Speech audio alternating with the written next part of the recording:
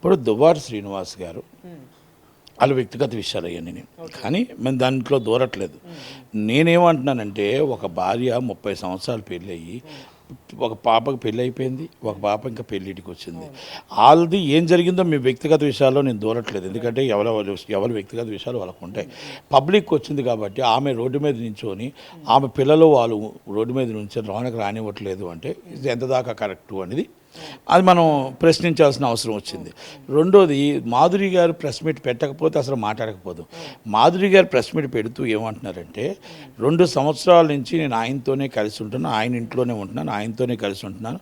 ఆయన ఒక రిలేషన్షిప్ కోసం చాలా వివరంగా కూడా చెప్పారు. ఆమె ఎవరికి తెలియని రిలేషన్షిప్ కూడా చెప్పింది ఆమె. సుప్రీంకోర్టు మాకు రిలేషన్షిప్ కోసం మొత్తం టోటల్గా మేము కలిసి ఉండవచ్చు, దానికి తప్పు లేదు అని సుప్రీంకోర్టు ఆర్డర్ ఇచ్చిందన్నది 100% ఆమె చెప్పింది చాలా కరెక్ట్. మాధురి గారు చెప్పింది కరెక్టు. కానీ మీకు ఆర్డర్ ఇచ్చింది మీకు ఇద్దరికి ఇష్టపడితే మీరు రిలేషన్షిప్ చేయడంలో తప్పు లేదు అని మాత్రమే చెప్పింది.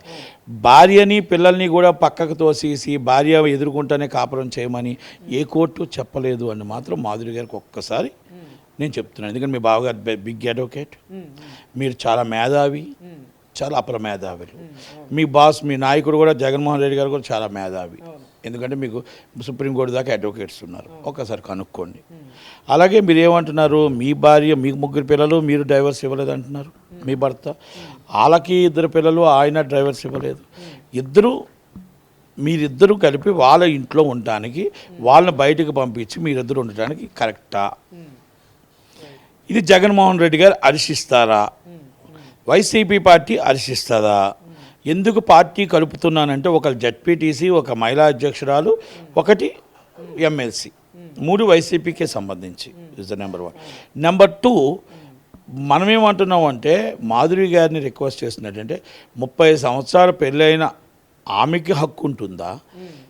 మీరు ఇంకా మ్యారేజ్ కాకుండా వాళ్ళని బయటకు దోసి భార్య పిల్లల్ని మీరు ఉండటానికి మీకు హక్కు ఉంటుందా? ఒక్కసారి ఆలోచించండి. వాళ్ళని టెంట్లో కూర్చోబెట్టారు, మీరు రూమ్లో కూర్చున్నారు అర్ధరాత్రి.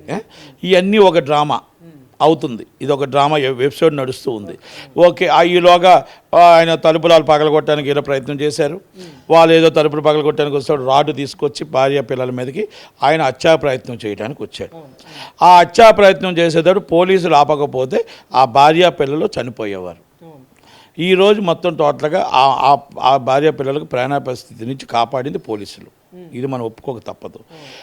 పోలీసులు కాపాడిన వారు వ్యక్తిగత గొడవలు అవ్వచ్చు, ఫ్యామిలీ గొడవలు అవ్వచ్చు. ఎప్పుడైతే ఒక రాడ్డు పట్టుకున్నాడో మన ముందే ఐ విట్నెస్ అండ్ వీడియోస్ అన్నీ ఉంటుండగా ఆయన భార్యా పిల్లల మీద హత్యా ప్రయత్నం చేయబోయాడో మీరు 307 ఎందుకు బుక్ చేయలేదు? ఎందుకు ఆయన అరెస్ట్ చేయలేదు? ఇంకా మీరు సెక్యూరిటీ ఇస్తూ ఎందుకు కూర్చున్నారు? వైసీపీకి భయపడుతున్నారా? దువ్వాడ శ్రీనివాస్కి భయపడుతున్నారా? లేకపోతే మీరు జగన్మోహన్ రెడ్డి గారికి పనిచేస్తున్నారా అని అడుగుతున్నాను. నేను అడుగుతున్నా, చాలా క్లియర్గా అడుగుతున్నా. అది హత్యా ప్రయత్నం 307 వస్తుందా రాదా? మరి వస్తున్నప్పుడు ఆ రోజు మీరు కాపాడింది మీరే, ఐ విట్నెస్ మీరే.